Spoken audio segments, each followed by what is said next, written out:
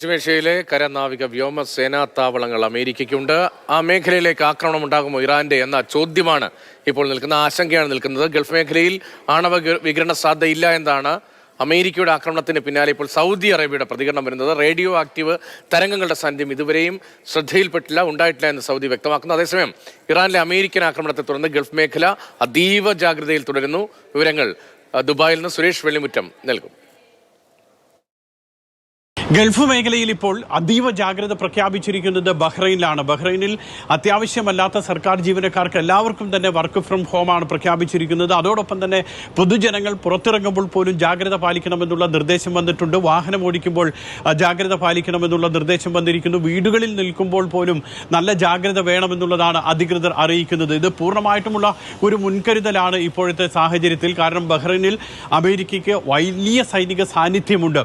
അതുകൊണ്ട് തന്നെ ഒരു തിരിച്ചടി ഉണ്ടായി കഴിഞ്ഞാൽ അതിനു വേണ്ടിയിട്ട് എന്തൊക്കെ തയ്യാറെടുപ്പുകൾ നടത്തണം, അതാണ് ഇപ്പോൾ ബഹ്റൈൻ ആലോചിച്ചുകൊണ്ടിരിക്കുന്നത്, അല്ലെങ്കിൽ നടപ്പാക്കിക്കൊണ്ടിരിക്കുന്നതും പൊതുജനങ്ങൾക്ക് നിർദ്ദേശം നൽകുന്നതും.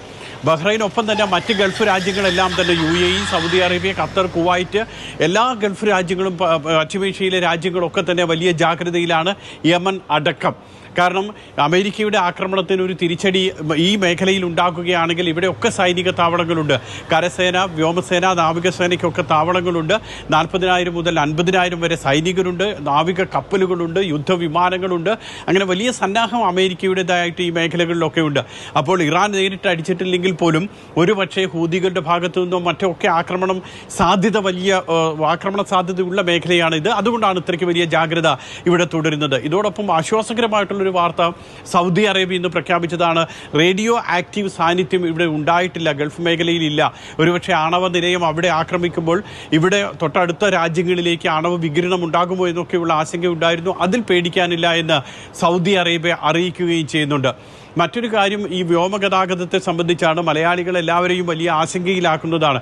എയർ ഇന്ത്യ വിമാനങ്ങളെല്ലാം പിൻവലിച്ച സാഹചര്യത്തിൽ, നിരവധി വിമാനങ്ങൾ പിൻവലിച്ച സാഹചര്യത്തിൽ വലിയ പ്രതിസന്ധി ഗൾഫ് മേഖലയിൽ ഇപ്പോൾ നിലനിൽക്കുന്നുണ്ട്. ഇനി ഈ മേഖല കൂടുതൽ സംഘർഷത്തിലേക്ക് പോയി കഴിഞ്ഞാൽ ഗൾഫിൽ നിന്നുള്ള മറ്റ് വിമാന കമ്പനികൾ സർവീസ് വെട്ടിക്കുറച്ച് കഴിഞ്ഞാൽ അത് ഈ പ്രതിസന്ധി രൂക്ഷമാക്കുകയുള്ളൂ. ഈ മാസം അവസാനവും അടുത്ത മാസം ആദ്യവുമൊക്കെയായി ഗൾഫ് രാജ്യങ്ങളിൽ വിദ്യാലയങ്ങൾക്ക് അവധി തുടങ്ങുകയാണ്. ആയിരക്കണക്കിന് മലയാളികൾ തിരിച്ചു വരേണ്ടതാണ് നാട്ടിലേക്ക്. അവരെയൊക്കെ ഇതൊരു പക്ഷേ ബാധിച്ചേക്കും. ഏതായാലും ആ ഒരു ആശങ്ക അവിടെ നിലനിൽക്കുന്നുണ്ട്. പിന്നീട് ഇതുപോലെ തന്നെ ഇന്ധനവില വർദ്ധിക്കുമോ എന്നൊക്കെയുള്ള നിരവധി ആശങ്കകളുണ്ട്. വലിയ ജാഗ്രതയിലാണ് ഇപ്പോൾ ഈ മേഖല.